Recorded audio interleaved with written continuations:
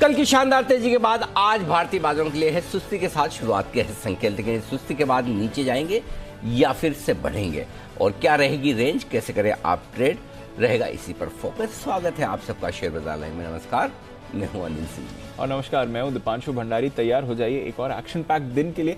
कल के रिबाउंड के बाद आज कैसा रहेगा बाजार का मूड, इस पर करेंगे चर्चा। बताएं सर, आज के लिए आपको ट्रिगर्स कौन से दिख रहे हैं? ट्रिगर्स देखिए, अमेरिकी बाजारों से 3 दिनों की छुट्टी के बाद फाइनली खुले और अच्छे खासे खुले, तेजी भरपूर हुई है। लगभग 650 अंकों की दौड़ लगाई है डाउ ने, लगभग 300 अंक नैस्डैक भागा है। तो उम्मीद से बेहतर तेजी रही, क्योंकि हमारे बाजारों के बंद होने के वक्त 575 पॉइंट ऊपर डाउ फ्यूचर्स है, उससे बेहतर बढ़ते हुए नजर आए। ठीक है, लेकिन मामला अभी थोड़ी सुस्ती का है। 150 पॉइंट नीचे है डाउ फ्यूचर्स, आधा % नीचे, और इसीलिए भी एसजीएक्स निफ्टी भी धीमे धीमे थोड़ा कमजोर होता हुआ दिख रहा है। कच्चा तेल भी ऊपरी स्तरों से फिसलता हुआ दिख रहा है, एक अच्छा संकेत $111 के आसपास। और एक स्टॉक स्पेसिफिक खबर जो कल 20% ऊपरी सर्किट पर जैन इरिगेशन था, जो हमने खबर भी दी थी कि के आसपास। और एक स्टॉक स्पेसिफिक खबर जो कल 20% ऊपरी सर्किट पर जैन इरिगेशन था, जो हमने खबर भी दी थी कि कुछ इंटरनेशनल कारोबार के बिकने की खबरें आ रही है और उससे कंपनी अपना कर्ज कम कर पाएगी, इस खबर पर मुहर लगती है। ओके, तो ये है आपके लिए कुछ इंपॉर्टेंट खबरें जहां पर आपको रखनी है नजर, इंपॉर्टेंट ट्रिगर्स बाजार के लिए। थोड़ी सुस्ती इस समय ग्लोबल मार्केट्स में आती हुई दिख रही है, कोई नया ट्रिगर नहीं निकल कर आया। पर अनिल जी, कल का एक्शन जरा एक बार पहले समझ लेते हैं और फिर आज के कुछ बातों पर करेंगे आपसे राय। एक रिबाउंड आना था, क्या वो रिबाउंड आ गया या फिर थोड़ा और सस्टेन कर सकता है? क्योंकि अक्रॉस द बोर्ड हमारे बाजार, अमेरिकी बाजारों में एक्शन दिखा। ये सिर्फ रिबाउंड था या फिर थोड़ा एक्शन और बाजार में बन सकता है? तो आपसे बात करते करते एक अच्छा शब्द ध्यान में है। याद है, आपने थोड़े दिन पहले एक बात कर रहे थे कि जो तेजी की हम बात कर रहे थे कि भाई ये रिलीफ रैली है या बिलीफ रैली है? बिलीफ रैली है, करेक्ट। तो वैसे ही है कि कल की जो तेजी थी वो टिकाऊ है या बिकाऊ है? है ना, करेक्ट। वो टिक पाएगी या उसमें बेचा जाएगा? तो आमतौर पर जनरली होता है कि मंदी के मार्केट में बाजार जब कूद कर ऊपर आते हैं और आते हैं तो या तो उस दिन या उसके एक आध दिन बाद सेलिंग तो आती है। क्योंकि मतलब अगर आप आम राय दलाल स्ट्रीट पर जाकर इस वक्त पोल करें तो मतलब 100 में से 90 लोग बोलेंगे ऊपर आए तो मुझे निकलना है, तो फिर लेना किसको है? बिल्कुल। और ऐसे में अगर आपको ग्लोबली थोड़ा सा सुस्त होता हुआ दिखे तो नेचुरली वो थोड़ा सा आपको करेक्शन के मोड में ले जाता है। सो जहां तक रिकवरी का सवाल है, अब इस तरह के बाजार में दीप दो चीजें हैं, आपको पूरा फोकस लेवल्स के हिसाब से करना है। बिल्कुल। अमेरिका में अच्छी तेजी हुई, लेकिन आज डाउ फ्यूचर्स कम है। अब देखिए, एक चीज जो साफ दिख रही है वो ये है कि आपने 15,200 15,350 की रेंज में, इस 150 पॉइंट की रेंज में बढ़िया मजबूत बेस बना दिया। तो अब अपने मंदी जो सोचनी है नई वाली, जब भी सोचनी है 15,200 के नीचे ही सोचनी है, उससे पहले अब और फ्रेश मंदी नहीं। ठीक है, 14,900 15,200 अपना स्ट्रॉन्ग सपोर्ट जो था, वहां सपोर्ट लेकर आप ऊपर आ गए। तो पहली चीज तो ये कि क्या हम 15,600 650 से वापस 15,200 15,350 की रेंज में जा सकते हैं? बिल्कुल जा सकते हैं, लेकिन एक तरफा नहीं जाएंगे और इस बीच में आपको सपोर्ट मिलेगा, वापस ऊपर भी आएगा। ऊपर कितना जा सकते हैं? जो कल का हमारा टारगेट था 15,600 675 का, लगभग वहां तक पहुंचे, 700 का हाई बनाया। हमारी रिक्वायरमेंट क्या है इस वक्त? 15,775 15,800 के ऊपर बंद होने की। तो 15,600 15,800 जो आपकी कंजेशन जोन है, इसको पार करेंगे तो ताकत का पहला अंदाजा बनेगा। अदरवाइज एक डेड कैट बाउंस, हल्की रिकवरी जो आना है। तो अब अपने को थोड़े दिन 15,200 और 15,800 में टाइम पास करना है। अच्छा, क्लियर है? आइदर साइड पे फिर आपको पता 15,800 के पार निकल कर टिक गए तो हम 16,200 और आगे की बात करेंगे। 15,200 के नीचे आ गए तो हम 14,900 और 14,700 की बात करेंगे। ठीक है, ये क्लियर है। सो अब आपको क्या करना है? 15,200 से 15,800 की रेंज को ट्रेड करना है। इस रेंज में कहीं थोड़ा अच्छे सपोर्ट पे ले लीजिए, इस रेंज में कहीं थोड़ी ऊपर की लेवल पे आए, वहाँ हल्का फुल्का बेच दीजिए। बस इस स्ट्रेटजी के साथ चलिए, और इस स्ट्रेटजी में कुछ अच्छे संकेत भी मिलेंगे आपको, कुछ खराब भी मिलेंगे। जिस वक्त बाजार जिस संकेत पे ट्रेड करे उसके हिसाब से अपने आप को एडजस्ट करके सही सपोर्ट लेवल पे ले लेना है, सही रुकावट के लेवल पे दे देना है। बहुत आसान काम है, मुश्किल नहीं मैं बता रहा हूँ, ये हो पाएगा। और सीरियसली कह रहा हूँ, इस वक्त आपको ट्रेड करना है तो सिर्फ इंडेक्स में करिए, स्टॉक्स में मत करिए। हो सकता है आपको लालच आएगा, अरे ये ले लेता 10% बढ़ गया, 15% बढ़ गया, अरे इंडिया बुल्स तो कल 10% बढ़ गया था। वो नहीं हो पाएगा आपसे, क्योंकि गैप से ऊपर गैप से नीचे जब स्टॉक खुलते हैं तो फिर आपके लिए ट्रेड करना मुश्किल होता है। ओवरनाइट पोजीशन में रिवर्स होने में, समझो आज कल आप मेटल लेके गए, आज सीधे 2-2 3-3 टका नीचे खुले तो क्या होगा? 1.5% 2% नीचे खुल गए तो क्या करोगे हम? एग्जैक्ट। सो इसलिए स्टॉक्स पे थोड़ा सा रिस्क ज्यादा है ट्रेड करना है, इंडेक्स ट्रेड कीजिए, निफ्टी है, बैंक निफ्टी है, आपको दोनों तरफ मौके दे रहा है। छोटा छोटा पैसा बनेगा, सिंगल्स बनेंगे, आउट नहीं होंगे आप, कम कम बनेंगे लेकिन आउट नहीं होंगे।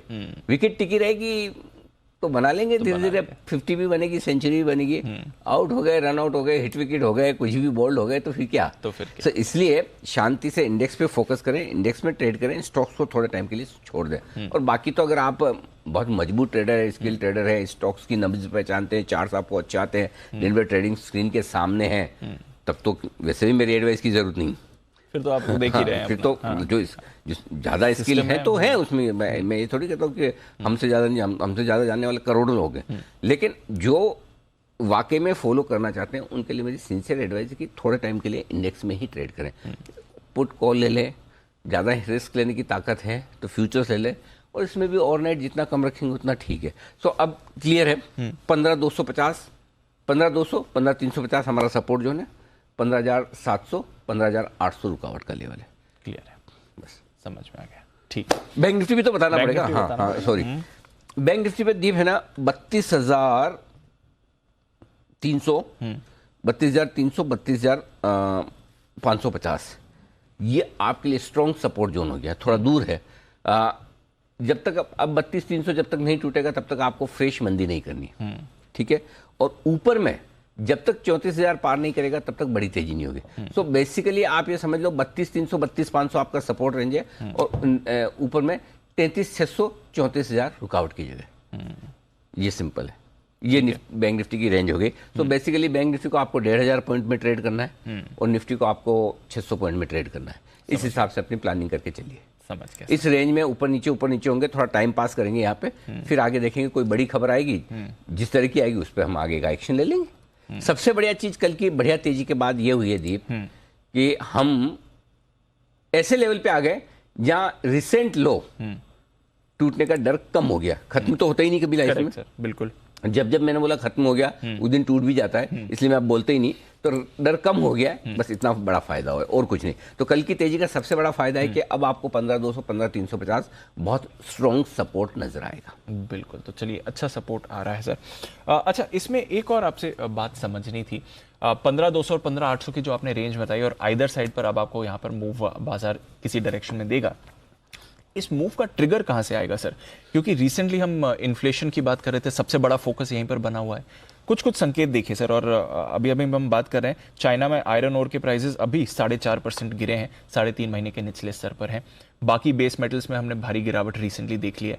कच्चा तेल आज $111 पर, करीब 1 महीने के निचले स्तर पर। एग्रीकल्चर की बात करें तो फर्टिलाइजर सप्लाई नॉर्मलाइज हो रहा है, कल हमारी एक्सक्लूसिव खबर भी थी इसको लेकर, ग्लोबली नॉर्मलाइज होते हुए दिख रहा है। गेहूं के दाम 2.5 महीने के निचले स्तर पर है। तो एक जो बड़ी इन्फ्लेशन की चिंता बनी हुई है अभी भी है, मैं नहीं कह रहा चला गया, बट जो रीसेंट एक्शन हुआ है including central bank rate hikes, और फिर ये जो कूल ऑफ आ रहा है, क्या ये एक शॉर्ट टर्म रिलीफ देगा इन्फ्लेशन पर, जो बड़ा डर है बाजार का? देगा दीप, इसमें कोई डाउट नहीं है। प्रॉब्लम क्या है, डाउ, नेस्डेक, सेंसेक्स, निफ्टी की तरह इन्फ्लेशन के आंकड़े ट्रेड नहीं होते ना। हाँ, करेक्ट। अगर इन्फ्लेशन भी ट्रेड होना शुरू हो जाए, व्हाट एन आइडिया सर जी। कोई एक्सचेंज सोच के प्रोडक्ट लॉन्च भी कर सकता है इन्फ्लेशन का। है करना तो सट्टा ही है ना, ट्रेड ही करना है। लो एक और खेलो, इंडिया खेलो, डेटा पॉइंट पे। हाँ, मतलब पूरे दुनिया खेलना शुरू कर। भाई एक इन्फ्लेशन आपका अमेरिका का 8.6 पे ट्रेड कर रहा है फॉर एग्जाम्पल। अचानक से गेहूं के दाम 2.5 महीने के निचले स्तरों पर आ जाए, अचानक से आयरन ओर कम हो जाए 10%, अचानक से तो अगर आप इंटरेस्ट रेट्स को आगे प्रेडिक्ट कर सकते हैं और ट्रेड कर सकते हैं, इंटरेस्ट रेट्स पर ट्रेड होता है, कोई ऐसा इंस्ट्रूमेंट हो तो इन्फ्लेशन क्यों नहीं? हाँ, करेक्ट भाई, जुड़ा हुआ तो उसी से। इन्फ्लेशन पे अचानक से मेटल्स के दाम गिरे, अचानक से खाने पीने की कमोडिटीज के दाम गिरे, चलो इन्फ्लेशन शॉर्ट करो। इस बाजार का तो पॉपुलर प्रोडक्ट बन जाए। अरे कोई हर एक प्रोडक्ट का अपना अपना समय होता है, हाँ, है ना? तो इन्फ्लेशन का समय है, हो सकता है। सो एनीवे, ये तो खैर हाइपोथेटिकल सिचुएशन है। आई एम श्योर अगर कोई रेगुलेटर्स या कोई एक्सचेंजेस सुन रहे होंगे तो उनके लिए आइडिया है। चाहे तो आप इन्फ्लेशन इस आइडिया के लिए रॉयल्टी ना भी दें, तारीफ भी करते तो कोई दिक्कत नहीं, नाम तारीफ भी करते सिंह भी इन्फ्लेशन इंडिकेटर ऐसी गलत पे भी मुझे नहीं है, खाली बना दे। अच्छा, बाय द वे, जो सवाल आपका है वो ये है दीप की क्या वाकई में इन्फ्लेशन में कमी आएगा? 100% आएगा, इसमें कोई डाउट ही नहीं है। धीमे धीमे क्रूड नीचे आ रहा है, और क्रूड इसलिए नीचे आ रहा है कि बाकी कोई बदलाव नहीं हुआ, क्रूड को भी डर वही है कि डिमांड डिस्ट्रक्शन होगा, मांग में कमी आएगी ही आएगी। और सारी कमोडिटीज अब धीमे धीमे जो नीचे आ रही है इसी वजह से आ रही है कि आप इन्फ्लेशन को काबू में लाने के लिए जिस तरह से तेजी से दरें बढ़ा रहे हैं, लिक्विडिटी बैलेंस शीट उन्होंने ऑलरेडी टाइट करना शुरू कर दिया जून से फेड ने, तो इनके असर दिखने में 2-3 महीने का लेग इफेक्ट है, टाइम लगता है। बिल्कुल, आज का आज नहीं कि आज आपने ब्याज दरें बढ़ाई, कल से इन्फ्लेशन नीचे, अगर ऐसा हो जाता तो कहना ही क्या। एग्जैक्टली। सो आई थिंक उस चीज को है ना बाजार डिस्काउंट करने की कोशिश कर रहा है और ये हो गई। अब सी आपको क्या करना है, आपको ओवर हीटेड इकोनॉमी में जहां महंगाई बहुत ज्यादा है, ब्याज दरें बढ़ाकर उसको कम लाना है। दिक्कत एक ही है, एक बैलेंस यहाँ बनाने की, यहां तक आप आए हो ब्याज दरें लेके, तब तक आपने महंगाई कम कर दी, और यहां से और नीचे गए तो आप रेसेशन में गए। तो वो इन्फ्लेशन को कंट्रोल करने और रेसेशन में जाने की थिन लाइन पर फेड वहां बैलेंस बना के रुक पाता है या नहीं। जरा डगमगाए तो गए काम से। और वो डर है मार्केट को जो ऊपर नहीं जाने दे रहा है। एग्जैक्टली। नीचे से अगर सपोर्ट मिलेगा तो इस वजह से मिलेगा कि जो कुछ कर रहा है उससे इन्फ्लेशन काबू में आ जाएगा, जो दुनिया की इस वक्त की सबसे बड़ी प्रॉब्लम है। तो जो सबसे बड़ी प्रॉब्लम उसको आप कंट्रोल करने के लिए काम कर रहे हो, रुक जाएगा। लेकिन अगर डगमगा गए तो फिर आप इन्फ्लेशन भूल जाओगे, फिर ग्रोथ। राइट।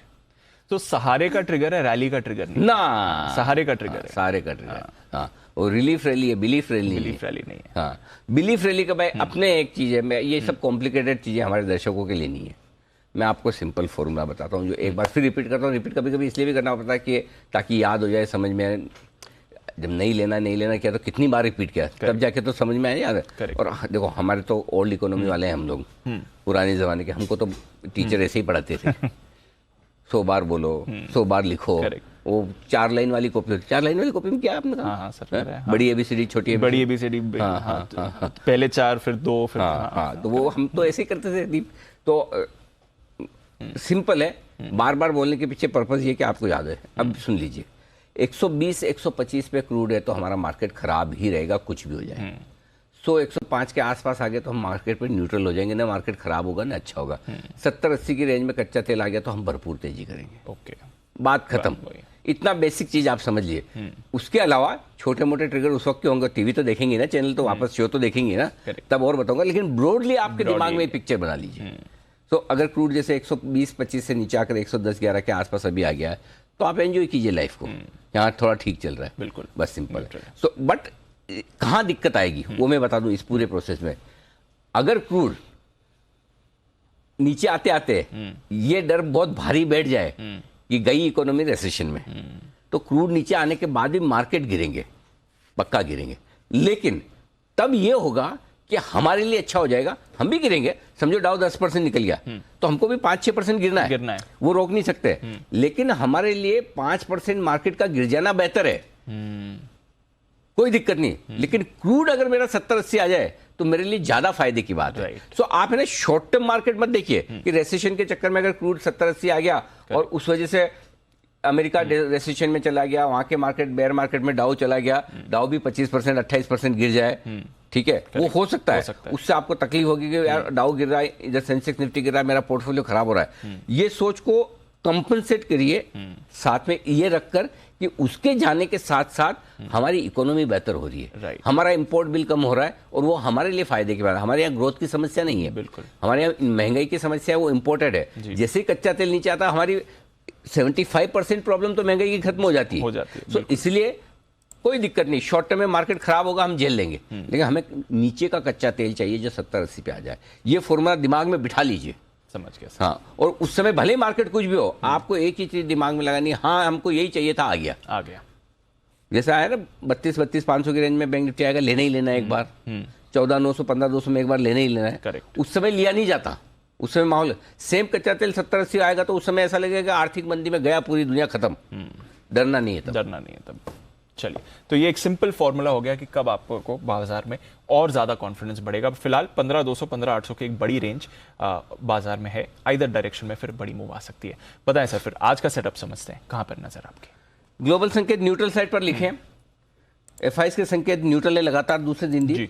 घरेलू फंड्स के संकेत पॉजिटिव साइड पर हैं। वायदा कारोबार के संकेत न्यूट्रल हैं। सेंटिमेंट नेगेटिव से हल्का न्यूट्रल हुआ है। ट्रेंड अभी भी नेगेटिव है। ठीक है। निफ्टी का सपोर्ट जोन 15,475, 15,550, बड़ी मशक्कत करनी पड़ी लेवल निकालने में। बड़ा गैप मिल के आया ना भाग के। और इस बीच में क्या है दीप, एक और है ना 15,400 से 15,600 की रेंज में बहुत ज्यादा डेटा नहीं है। या 15,400 पे बहुत क्लियर सपोर्ट है, 15,600 के ऊपर क्लियर रुकावट है। 400-600 की रेंज में निकालना बड़ा भारी काम था मेरे। बिल्कुल। तो खुलेंगे हम इस रेंज में 475, 550 में। फिर हम देखेंगे क्या करना है आगे। 350, 425 ये निफ्टी की मजबूत सपोर्ट जोन आज के लिए है। ऊपर में 675, 700 हल्की फुल्की रुकावट, कल का हाई 735, 850 प्रॉफिट बुकिंग बिकवाली, ये रेंज आपके लिए निफ्टी में। ठीक है। बैंक निफ्टी 32,700, 32,900 ये है आपकी पहली रेंज सपोर्ट के लिहाज से। और इसके ठीक नीचे 32,425, 32,625 स्ट्रॉन्ग सपोर्ट जोन है, जहां खरीदारी और शॉर्ट कवरिंग दोनों करनी चाहिए। 33,400 से 33,600 कल के हाई रेंज वाली लेवल है। यहां पर इसको पार निकलना मुश्किल है। पार किया तो 33,775, 33,900 परफेक्ट बिकवाली की जगह बनेगी आपके लिए बैंक निफ्टी में। निफ्टी सपोर्ट लेवल दे देता हूं आपको। 638 पे आप बंद हुए, 15,600, 15,550, 15,500, 475 ये तीन छोटे लेवल है। 15,425, 15,400 मीडियम लेवल है और 15,350 और 15,300 फाइनल लेवल आज के लिए। नीचे 200 तक के निकलते, लेकिन आज जरूरत नहीं है, आज के लिए इतनी काफ़ी है। ठीक है। हायर साइड पर 15,650, 15,675 और 15,700 ये तीन छोटे लेवल जो कल आपने देखे हैं। 735, 775 मीडियम लेवल है, इसके ऊपर जाने की संभावना कम है। 850 और 900 के लेवल मैंने ऐसे ही टाइम पास करने के लिए, नॉलेज के लिए दिए। हाँ, कभी कभी हो जाता ना, जैसा कल हो गया 675 तक का टारगेट था, फाइनल 675 तक आ गया, 700 तक भी पहुंचा। तो कभी बैंक निफ्टी में भी टारगेट 33,550 तक का 33,600 हो गया। तो टारगेट से निफ्टी 25 पॉइंट ओवर शूट किया, bank Nifty 50 point over shoot किया। लेकिन अच्छी बात क्या थी, 33,600 का स्टॉप लॉस था बैंक निफ्टी का। एग्जैक्टली 33,594 से घुमा, 6 पॉइंट से स्टॉप लॉस खाया नहीं। ये निफ्टी का 15,700 था, 15,707 का हाई बना। तो वो कभी कभी 2-5 पॉइंट वो आपको ऊपर नीचे का देखना होता है। ठीक है। अब आइए बैंक निफ्टी बंद हुए आप 33,200 के आसपास। पहले माफ कीजिएगा 33,000, 32,925 और 32,800 ये तीन छोटे सपोर्ट लेवल है। सॉरी 32,750, 32,700 और 32,625 ये मीडियम लेवल है। और 32,550 और 32,425 ये बैंक निफ्टी के सारे सपोर्ट लेवल आपके लिए। ठीक है। अब आइए बैंक निफ्टी के लिए ऊपर के लेवल 33,300, 33,400 और 33,550 ये तीन छोटे लेवल हैं। 33,625, 33,775 मीडियम लेवल है और 33,900 से 34,000 फाइनल लेवल।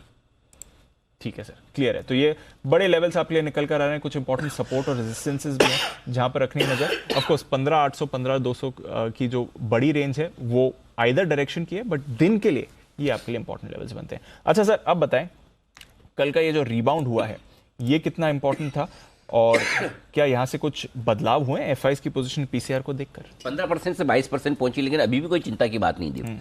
भले ऐसा लग रहा है कि 7% बढ़ गए, यानी एफआईएस ने अपने इंडेक्स लॉन्ग पोजीशन 50% बढ़ाया। 15 से 22% पर आना मतलब 50% बढ़ गया। लेकिन ऐसे मत देखो, कुछ नहीं, 15 से 22% कुछ नहीं होता। कल उन्होंने इंडेक्स में अच्छी खासी शॉर्ट कवरिंग भी की और लॉन्ग पोजीशन भी बनाई है। ठीक है, तो कोई दिक्कत वाली बात नहीं। पुट कॉल रेशियो 1.08 पर कंफर्टेबल है। आपका बैंक निफ्टी का पुट कॉल रेशियो 0.99 पर कंफर्टेबल है। अब देखो उतने हल्के तो नहीं रहे जितने परसों थे। करेक्ट, नेचुरली उसका फायदा कल मिल गया। लेकिन ऐसे भी नहीं कि हम बहुत ज्यादा प्रॉब्लम में है कि अब ओवरबोट हो गया ये। सो बैलेंस्ड है मार्केट, सिंपल है। ठीक है। लॉन्ग पोजीशन के स्टॉप लॉस ओवरबॉट नहीं है। ना ओवरबोट नहीं, बिल्कुल भी। ओवरबोट किधर है? कौन ओवरबोट इस मार्केट? सर अब 1.1 से घूम जाता है पीसीआर, पता नहीं है। घूम जाता है, वो बात सही है। लेकिन दो चीज है ना, क्वांटम भी देखो। हाँ, क्वांटम है ही नहीं। क्वांटम नहीं है। 22% लॉन्ग पोजीशन में क्या क्या क्वांटम है? और ट्रेडर्स की भी कौन से क्वांटम है?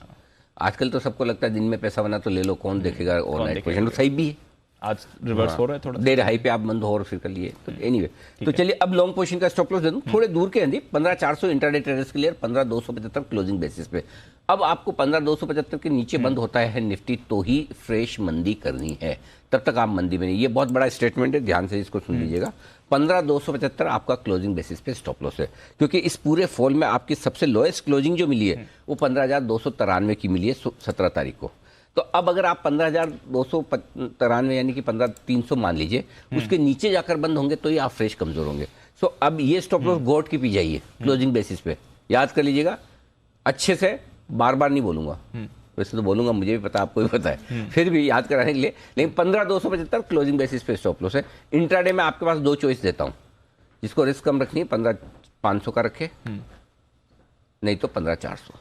ये 2 स्टॉप लॉस आपको जो पसंद हो वो लगा लीजिए। ठीक है। शॉर्ट साइड पे एक ही स्टॉप लॉस दे रहा हूँ 15,800। ओ सॉरी, लॉन्ग साइड का दिए नहीं ना, बैंक निफ्टी का। बैंक निफ्टी का स्टॉप लॉस 32,900 है इंट्राडे, क्लोजिंग 32,600 है। इस पूरे फॉल में दीप 16 तारीख को आपने 32,617 का लोएस्ट क्लोजिंग दिया, इसके नीचे बंद होता है तो थैंक यू वेरी मच। इसको भी गोट के याद करके पी लीजिए 32,600। जिस दिन 32,600 के नीचे बंद होगा आपको बैंक निफ्टी थैंक यू कर लेना है, क्योंकि अब नया क्लोजिंग लो बना रहा है। अब आज के लिए स्टॉप लॉस 32,900 लगा सकते हैं आप, ये ठीक है। किसी को 33,000 लगाना है 33,000 लगा लिए, अपनी श्रद्धा से आप लगा लीजिए, या मेरी छूट है। शॉर्ट साइड पे स्टॉप लॉस एक ही है इंट्राडे क्लोजिंग बेसिस पर, वो है 15,800 का। जिसको छोटा लगाना है 15,725 का भी लगा सकता है इंट्राडे के लिए। कल का हाई 15,707 है, उसके ऊपर निकलेगा, काट लीजिए, लेकिन सही स्टॉप लॉस 15,800 बनता है। ठीक है, मेरे हिसाब से। ठीक है, डन। बैंक निफ्टी 33,625 कल का हाई, ये पार करे और बंद हो, ये स्टॉप लॉस बनता है।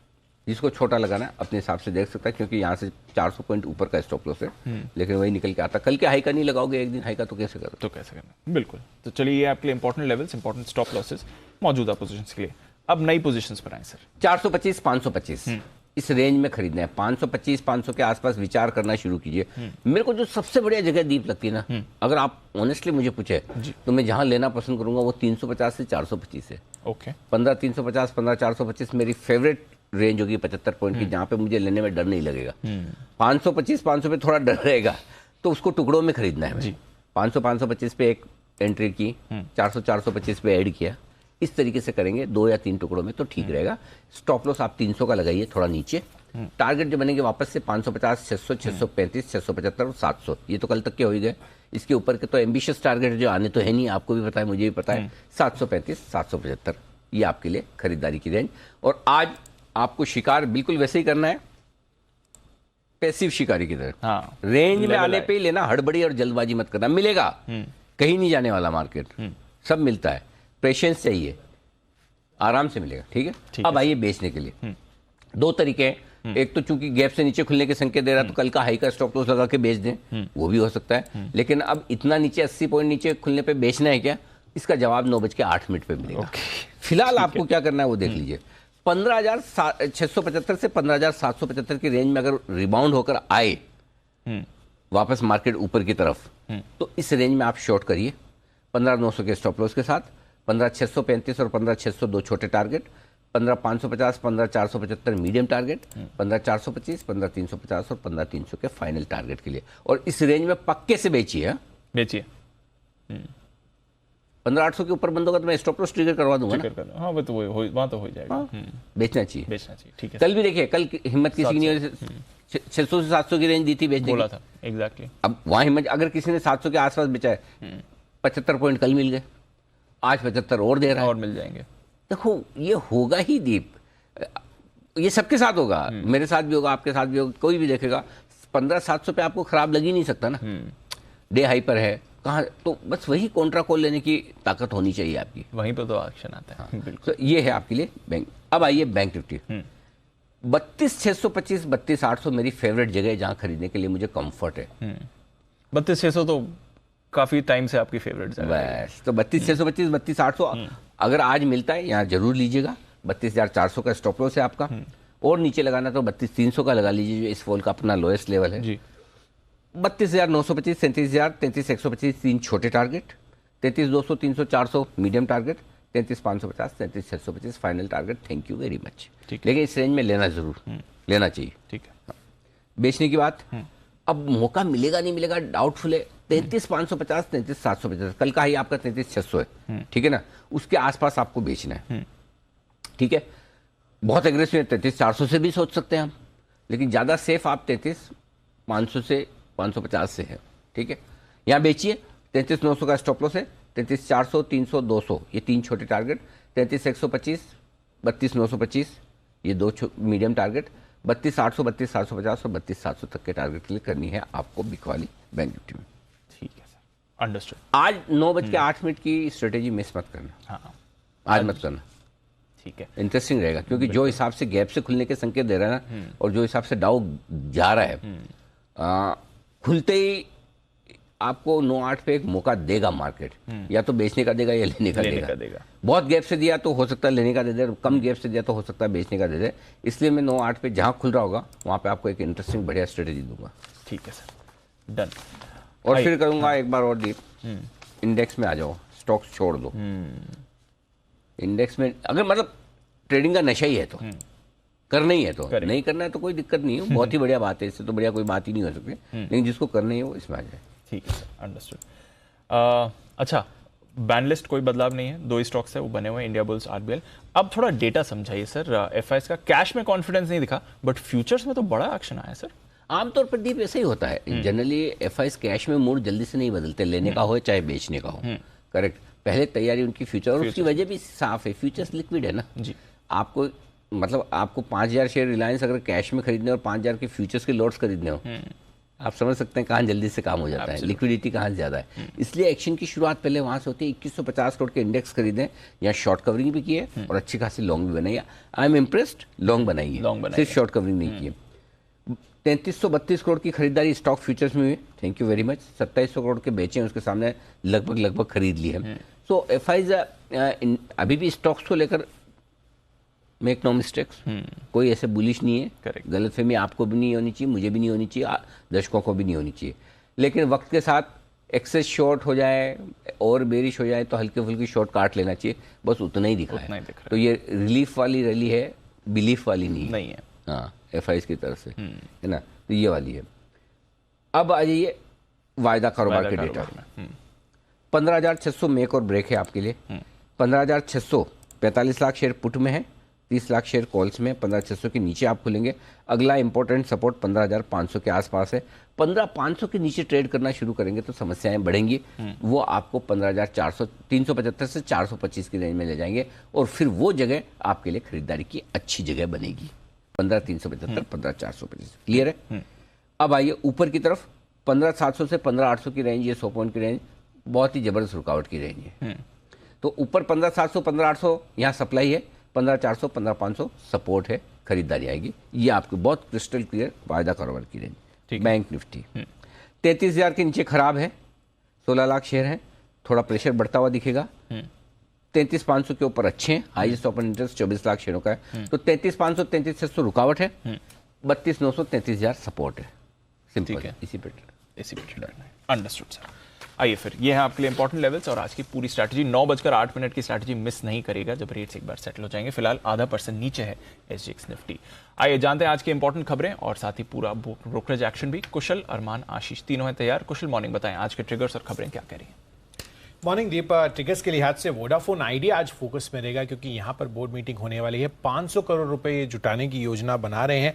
अब देखना होगा कि यहाँ से किस 500 करोड़ पूरे कितने दिन चलेंगे ये कहना बहुत मुश्किल है, 5 दिन भी शायद। 500 करोड़ रुपए से क्या होगा वोडाफोन का? क्वार्टरली लॉस के हिसाब से तो आप कुशल ऐसा नहीं कर सकते कि मैं इतने कम से कम इतना फंड रेजिंग प्लान होगा तो मैं स्टॉक्स न्यूज में आपको कवर करूंगा, नहीं तो मैं नहीं करूंगा। आप भी ऐसा बना सकते हैं मेरे लेवल के हिसाब से। स्टॉक के भाव के हिसाब से 500 करोड़ ठीक है। ओके, डन, ठीक है, चलिए। सो एक ये ट्रिगर है। दूसरा असाई सॉन्गवन कलर्स है, इसका बायबैक आज से शुरू होने वाला है। 5 जुलाई तक ये बायबैक जो है खुला रहेगा। तो यहाँ पर फोकस रखिए, 400 रुपए प्रति शेयर के भाव पर ये बायबैक लाया गया है। अजंता फार्मा बोनस शेयर जारी किया इन्होंने 1:2 के रेशियो में, तो इसकी एक्स डेट है आज। साथ ही डॉक्टर लाल पाथ लैब और जीएचसीएल जो फाइनल डिविडेंड का इन्होंने ऐलान किया था, वो एक्स डिविडेंड ट्रेड करते हुए नजर आएंगे। साथ ही US Fed chairman Jerome Powell आज और कल इनफैक्ट यूएस कांग्रेस के सामने टेस्टिफाई करते हुए नजर आएंगे। साथ ही जैन इरिगेशन, इस पर बड़ा फोकस है। कल भी आप देखिए तो 20% के ऊपरी सर्किट पर जाकर बंद हुआ था। जी बिजनेस की खबर पर यहां पर मोहर लगती हुई नजर आई है, जहां पर रेवोलिस के साथ इन्होंने इंटरनेशनल कारोबार जो है मर्ज करने का जो है फैसला कर लिया है। मर्ज कंपनी में इनका 22% हिस्सा रहेगा, बट बाकी का जो 78% है वो टेमसक ये खरीदता हुआ दिखेगा। और यहां पर डील से लगभग 45% कर्ज कंपनी का कम होता हुआ नजर आएगा। अमाउंट वाइज आपको बताऊं तो 2664 करोड़ का कुल कर्ज कंपनी कम करती हुई नजर आएगी। और अंत में आइनॉक्स लेजर पीवीआर ये फोकस में रहेंगे क्योंकि एक्सचेंजेस से अब फाइनली पीवीआर और आइनॉक्स लेजर के मर्जर को मंजूरी मिल गई है। बिल्कुल, तो ये है आपके लिए कुछ इंपॉर्टेंट खबरें आज की। अरमान, मॉर्निंग, बताएं कौन सी खबरें हैं आपके पास? सबसे पहले एनएमडीसी, वेदांता और मेटल स्टॉक्स पर ध्यान रखिएगा क्योंकि जो गोवा के सीएम उनका बयान आता हुआ दिखा है, उन्होंने ये कहा है कि 3 महीने बाद शुरू हो सकती है जो गोवा की माइंस की नीलामी है, और ये जो पुराने मुद्दे हैं सुलझाने के बाद ही इस पर लिया जाएगा आगे फैसला। जोमेटो पर ध्यान रखिएगा क्योंकि जो 24 जून को बोर्ड बैठक में एक अधिकरण के बारे में वो विचार करेंगे और उसके बारे में बता सकते हैं। इसके अलावा कंपनी ने सर्कुलर में और कोई जानकारी नहीं दी है। मैपमा इंडिया पर ध्यान रखिएगा क्योंकि जो जुलाई 2022 तक जो सभी नेशनल हाईवे हैं उनको जीआईएस मैपिंग का लक्ष्य रखा गया है, और जीआईएस मैपिंग से रोड नेटवर्किंग, एग्जीक्यूशन और मैनेजमेंट से काफ़ी मदद मिलेगी। और अंत में निपॉन लाइफ पर ध्यान रखिएगा क्योंकि जो पहले भी खबर आई थी कि सारी जो एएमसीज हैं वो इंश्योरेंस बेच रही हैं, साथ में उस पर उन्होंने देते हुए बोला है कि जो Nippon India life mutual fund है, उन्होंने एसआईपी इंश्योर हुआ है वो 23 जून से बंद करने का फैसला लिया है। ओके, तो ये है आपके लिए इंपॉर्टेंट खबरें आज की। आइए देखते हैं आज ब्रोकरेज क्या कह रही हैं, और ढेरों रिपोर्ट्स हैं एफआईआर में।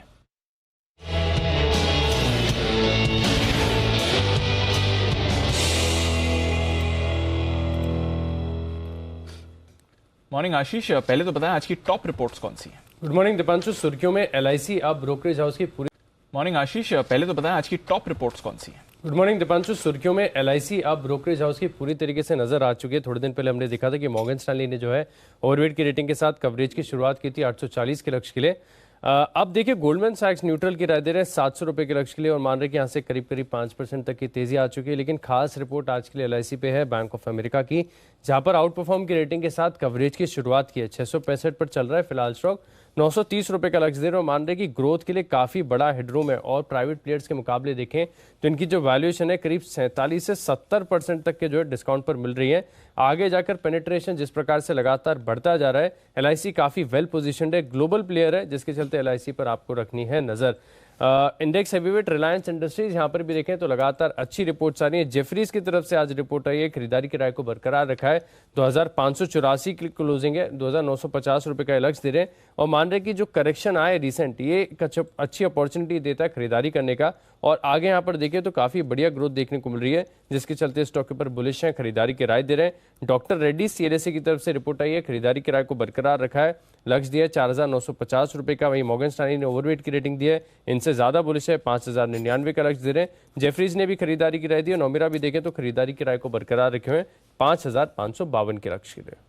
ओके, तो ये तो है कुछ बड़ी रिपोर्ट्स आज की। बाकी कौन सी रिपोर्ट्स हैं आशीष? दीपांशु, टाटा मोटर्स यहाँ पर सीएलएसए की तरफ से रिपोर्ट आई है, आउट परफॉर्म की रेटिंग को बरकरार रखा है, 398 की क्लोजिंग है, 453 का लक्ष्य दे रहे हैं। ये मान रहे कि इनके जेएलआर के और सीवी बिजनेस के वॉल्यूम्स के अनुमान में इन्होंने कटौती की है, लेकिन एक और बात ये भी कह रहे हैं कि डेट आगे जाकर और कम होगा क्योंकि कैश फ्लोज काफी हद तक इंप्रूव हो रहे हैं, और वैल्यूएशन भी ठीक ठाक मान रहे हैं। जेपी मॉर्गन ने भी ओवरवेट की रेटिंग को बरकरार रखा है 525 के लक्ष्य के लिए।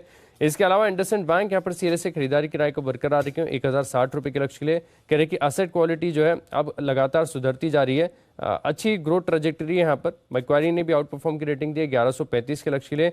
दिग्गज स्टेट बैंक ऑफ इंडिया यहाँ पर मैक्वायरी आउट परफॉर्म की रेटिंग को बरकरार रखे हुए 450 की क्लोजिंग है, 665 रुपए का लक्ष्य दे रहे हैं। एक्सिस बैंक पर न्यूट्रल की रेटिंग है, 790 का लक्ष्य दिया है। एशियन पेंट्स पर नजर रखिएगा क्योंकि सिटी न्यूट्रल की रेटिंग को बरकरार रखे हुए 3050 के लक्ष्य के लिए। सिटी ने हिंदुस्तान यूनिलीवर पर भी रिपोर्ट निकाली, जहां पर खरीदारी की राय को बरकरार रखे हुए 2480 के लक्ष्य के लिए, और नेस्ले पर भी खरीदारी की राय दे रहे हैं 19600 के लक्ष्य के लिए।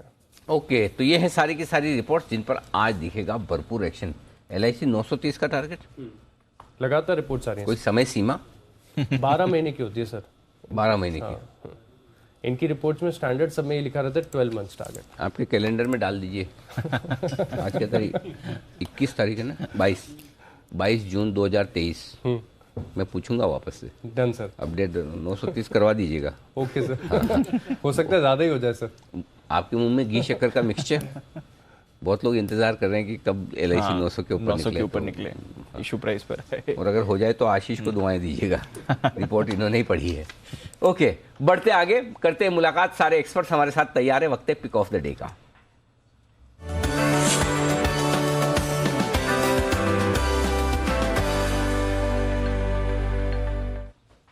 हमारे सारे मेहमान हैं हमारे साथ इस वक्त। शुरुआत तो ऐसे क्रम के हिसाब से तो बंसल जी से ही करनी चाहिए, इसमें कोई डाउट नहीं।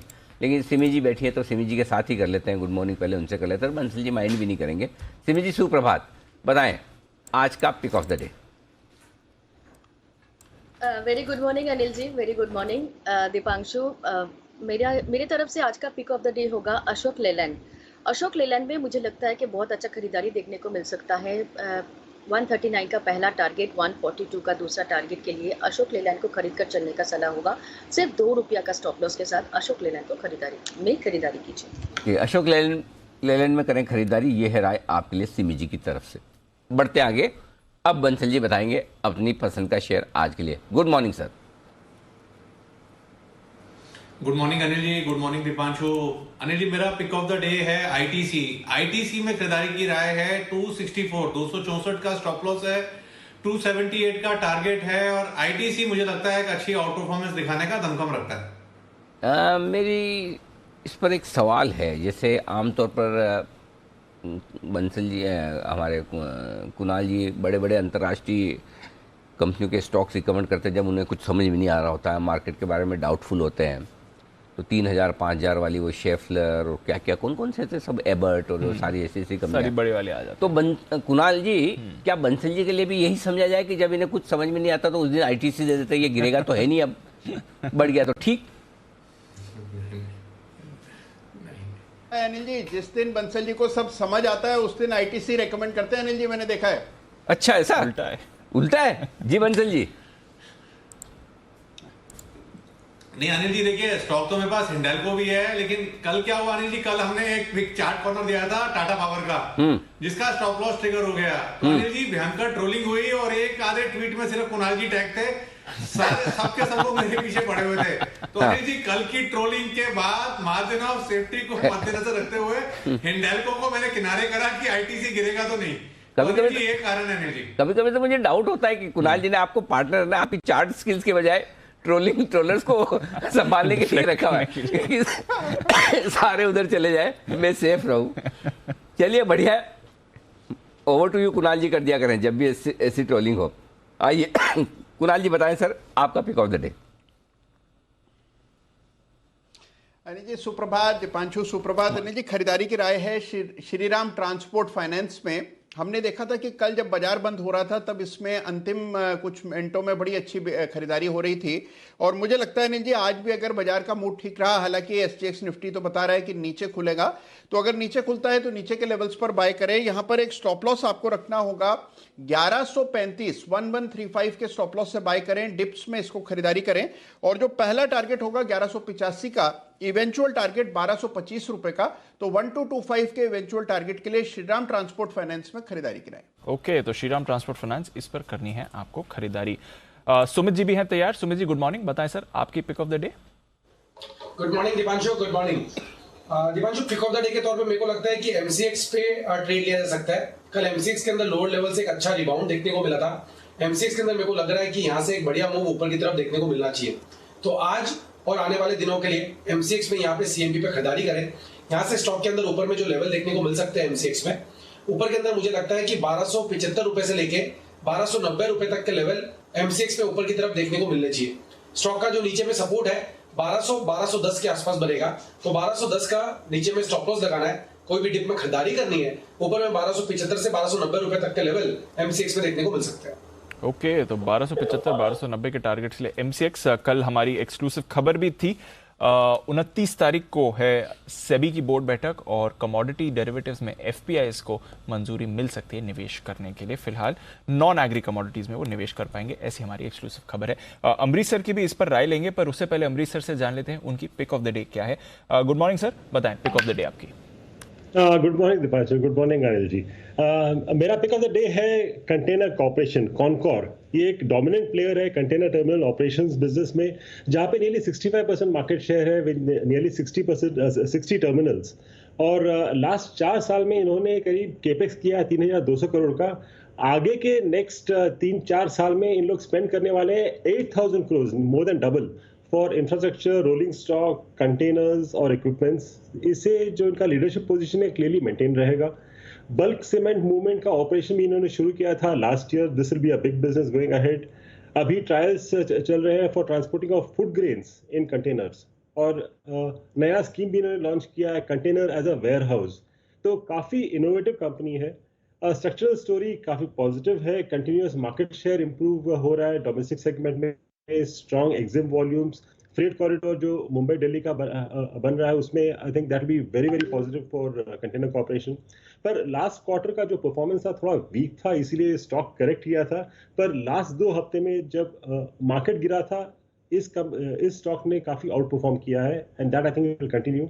डाइवेस्टमेंट कैंडिडेट है, और जो एक्सपेक्टेड है लैंड लीज रेट्स रेलवेज शायद रिड्यूस करेंगे, ये एक बड़ा ट्रिगर रहेगा। आपने भी इसका स्टोरी दिया था रिसेंटली। तो एक्सपेक्टेड ईपीएस फॉर FY24 करीब 30 का है, तो मेरा medium to long term target बनता है 780 का। ओके, तो 785 के टारगेट के लिए खरीदारी करें कॉनकॉर पर। थोड़ा medium to long term target यहाँ पर आपको रखना पड़ेगा। नजर रखते हैं इस पर क्या मूव आएगा। अच्छा अमरीश सर, MCX जरा इस पर अपनी राय दें अगर आपके रेडार पर है। वैसे तो काफ़ी भारी पिटाई हो चुकी है, इनके डेरिवेटिव सेगमेंट के वॉल्यूम्स को लेकर चिंता थी बाजार में, बट FPIs अगर commodity derivatives specially non agree में अगर निवेश कर सकते हैं तो फिर कितना बड़ा ट्रिगर हो सकता है इनके लिए? ये कंट्रोवर्सीज भी हो रहे थे, तो मुझे लगता है कि this is more of a trading bet. इसके कारण यदि बाउंस बैक आता है then I think it's only from trading point of view. Investment के लिए मैं शायद भी नहीं कर पाऊंगा इसमें। ओके, तो फिलहाल ट्रेडिंग स्टॉक ही रखिए, इन्वेस्टमेंट के लिए कोई राय नहीं है। बट हाँ, कल के ब्रेकआउट के बाद आज थोड़ी फॉलो ऑन बाइंग आ सकती है। सुमित जी की तरफ से 1290 के फाइनल टारगेट्स MCX पर रखनी है नजर रखनी है। कई सारे और काउंटर्स पर जो आज ट्रेड में एक्टिव रह सकते हैं। PVR आइनॉक्स लेजर ये भी फोकस में रहेंगे। मर्जर की बात तो हमें मालूम है, एक बड़ा कदम हो चुका है मर्जर की तरफ। एक्सचेंजेस ने इस मर्जर को अपनी मंजूरी दे दी और कल टुवर्ड्स एंड हमने PVR में एक मूव देखी थी, हालांकि through the day trending stock ही था, 1780 के ऊपर बंद हुआ है। सिमी जी, PVR के चार्ट पर कोई राय? थोड़ा सा मुझे लगता है कि उछाल तो देखने को मिल सकता है। कल भी ये स्टॉक अच्छा पार्टिसिपेट किया था मार्केट रैली में, आज भी ये ऊपर जा सकता है। पर इसमें ये PVR आइनॉक्स में कोई भी कॉल देने के लिए मुझे बहुत डर लगता है, क्योंकि जिस दिन इसमें न्यूज़ रहता है उस दिन गैप से खुल जाता है, उसके बाद धीरे धीरे कैपिचुलेशन पूरा सरेंडर कर देता है। तो मैं सिर्फ यही कहूँगी कि कल या परसों जिन्होंने लोअर लेवल पर खरीदा था, आज अगर ऐसे कोई गैप अप ओपनिंग हो जाता है तो कंसिडर कीजिएगा एक बार निकल जाने के लिए, क्योंकि मुझे नहीं लगता है कि जैसा चार्ट का फॉर्मेशन है बहुत जल्दी ऐसा सिनेरियो में 1850 से 1870 का रेंज ये स्टॉक पार करके सस्टेन करेगा। तो यही इसका रेजिस्टेंस रेंज है, इसी के आसपास खुलेगा तो एक बार प्रॉफिट बुक करके निकल जाइए, नहीं तो जो पोजीशन है उसके ऊपर एक ट्रेलिंग स्टॉप लॉस लगा के होल्ड कीजिए। ओके, तो ये है आपके लिए PVR।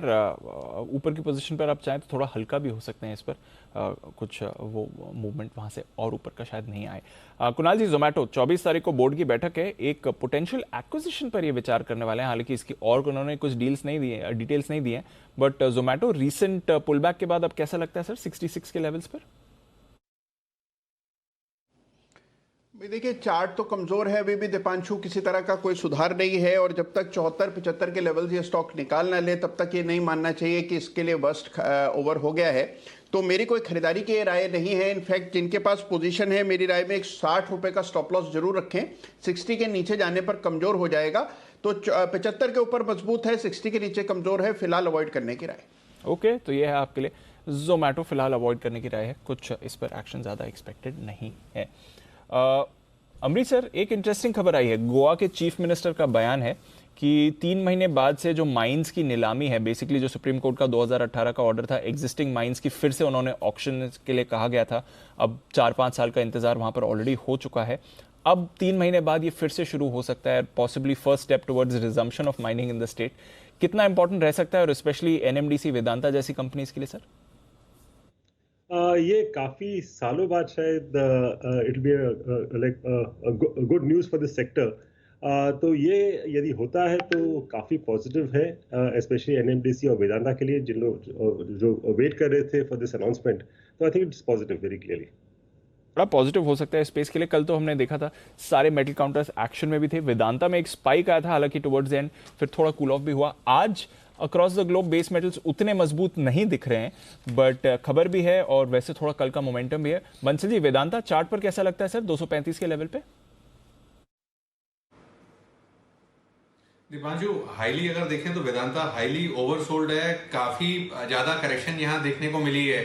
और डे बिफोर यस्टरडे हम देखें तो काफी बड़ी गिरावट देखने को मिली थी। कल के सत्र में देखें तो परसों के लोज जो थे वो क्रैक नहीं हुए और एज ऑफ नाउ 228, 229 एक सपोर्ट निकल के सामने आ रहा है। यही चीज सिर्फ यहाँ पर पॉजिटिव है। 236 के अराउंड चल रहा है, 228, 229 एक सपोर्ट है। तो ये है आपके लिए वेदांता, जिस पर रखनी नजर। कल मेटल्स अच्छे थे, आज इनकी चाल कैसी रहेगी, ये इंटरेस्टिंग व्यू आपके लिए बनेगा। मैपमा इंडिया रिसेंटली लिस्टेड, कुणाल जी जरा इसका चार्ट देखें। इंटरेस्टिंग खबर आई है, जुलाई 2022 यानी कि एक साल इसी एक महीने बाद, माफ कीजिएगा, जुलाई 2022 तक सभी नेशनल हाईवे में GIS मैपिंग का टारगेट किया गया है ताकि बेटर रोड नेटवर्क हो सके। एंड ऑफ कोर्स एकमात्र लिस्टेड प्लेयर है इस स्पेस में, काफी बड़ा नेटवर्क है, काफी सारी गवर्नमेंट एजेंसीज के साथ भी ये काम करते हैं। मैपमा इंडिया जरा बताएं, 1260-70 का कल का क्लोज था। देखिए दीपांशु, चार्ट पर एक लक्ष्मण रेखा है 1375 रुपए पर, और 1375 का लेवल जब ये स्टॉक निकाल लेगा तब आएगा इसमें बड़ा ब्रेकआउट, और तब तक मुझे लगता है अवॉइड करना चाहिए। ट्रेंड तो अभी भी बेरिश है, लेकिन 1375 पार होगा तो इसमें टर्न अराउंड देखने को मिलेगा। तो खरीदारी की राय तभी होगी जब ये 1375 के ऊपर टिक जाएगा, अन्यथा थोड़े बहुत बाउंस आएंगे लेकिन वो टिकाऊ नहीं होंगे। तो 1375 के ऊपर खरीदारी की राय। ये जो चार्ट में आपके रेखाएं होती है कुणाल जी, जब 50 दिनों का मूविंग एवरेज और 100 दिनों का, कितने 200 दिनों का, अलग अलग दिनों का आप बनाते हैं ना, फिर उसमें कुछ एक्सपोनेंशियल भी लगा देते हैं, तो ये लक्ष्मण रेखा उन्हीं में से किसी में से निकल के आती है, कहाँ से आती है? नहीं अनिल जी, देखिए अनिल जी, इंसान की तकदीर हो या अनिल जी शेयर की तकदीर हो, हाँ। खेल सारा अनिल जी रेखाओं का ही है। बिल्कुल ठीक तो बात है। अनिल जी सबसे बड़ी रेखा अनिल जी लक्ष्मण रेखा है। हाँ, ओके। और लक्ष्मण रेखा अनिल जी एकदम साफ, जो बड़ी लकीर दिखती है उसको लक्ष्मण रेखा कहा जाता है। ओके, मतलब क्लियर कट, ये लाइन जो है और ये जो लेवल है सबसे इंपॉर्टेंट, समझ गया। कुछ ऐसा पैटर्न का नाम दो ना कुणाल जी, ये कहाँ से विदेशों से सब लाए हुए 200 डीमा, जो डीएमए को जो हमारी सिमी जी डीमा बोलती, सिमी जी आप डीमा बोलती ना?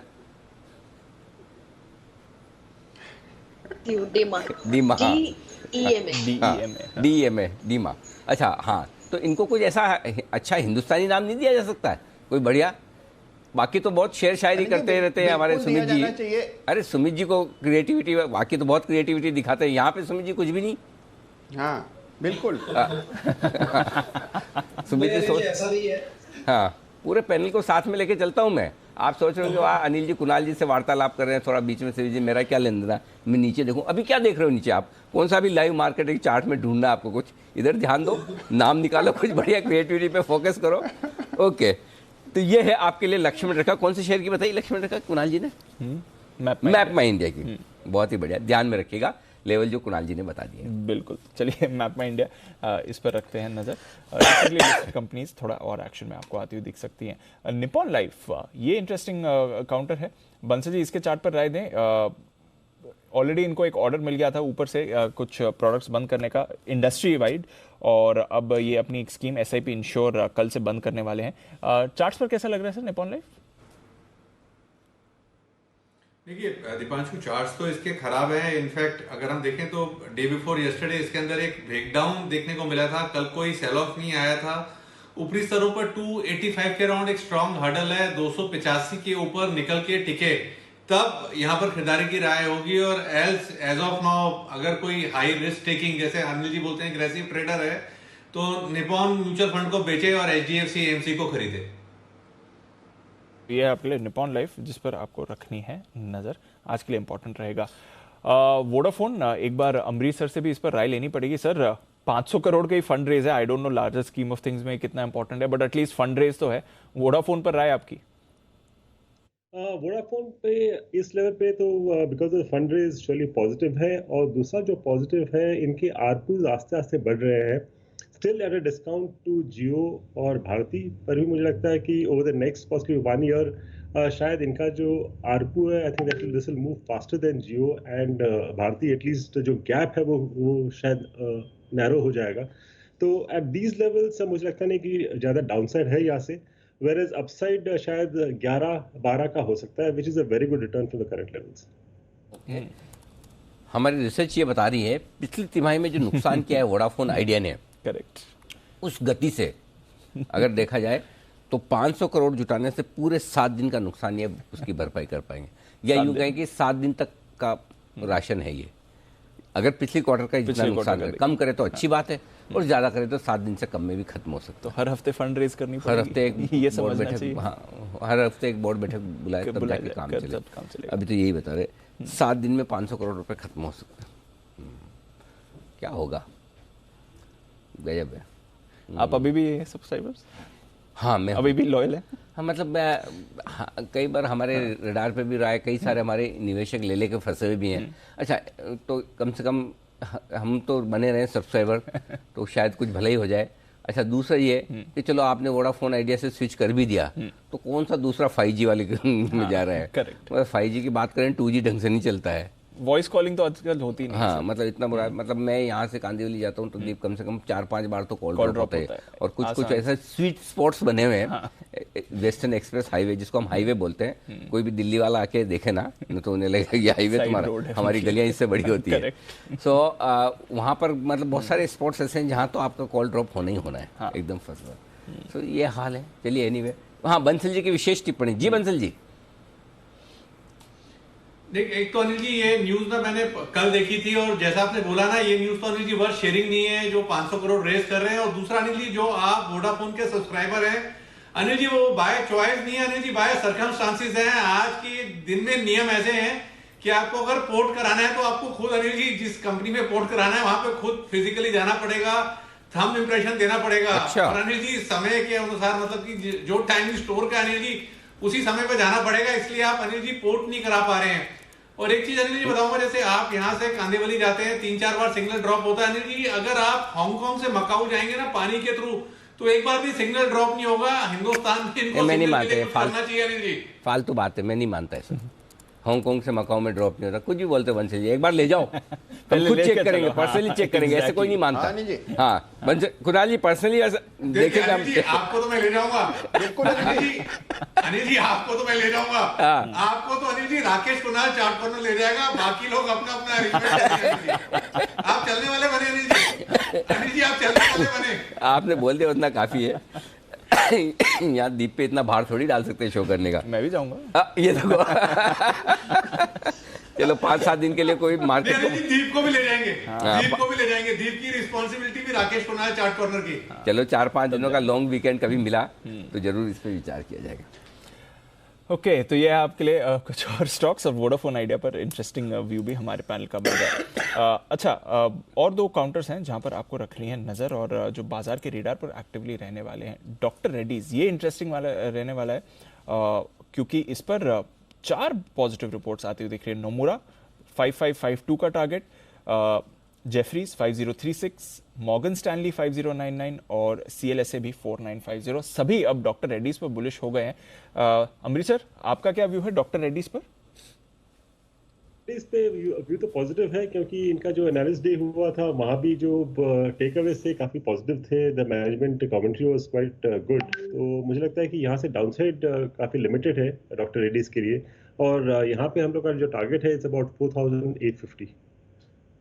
तो 4850 बाकी ब्रोकरेज से थोड़ा कम टारगेट है, बट करंट लेवल से देखिए तो और भी बढ़िया टारगेट अमृतसर की तरफ से भी आ रहे हैं डॉक्टर रेड्डीज के लिए। कल्पतरु और पावर 1416 करोड़ के इन्हें कुछ नए ऑर्डर्स मिलते हुए दिख रहे हैं।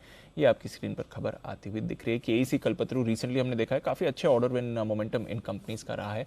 कल्पतरु पर भी 1416 करोड़ के ऑर्डर्स मिले। सुमित जी, जरा एक बार कल्पतरु का भी चार्ट देख लें सर। 360 पर कल की क्लोजिंग हुई थी।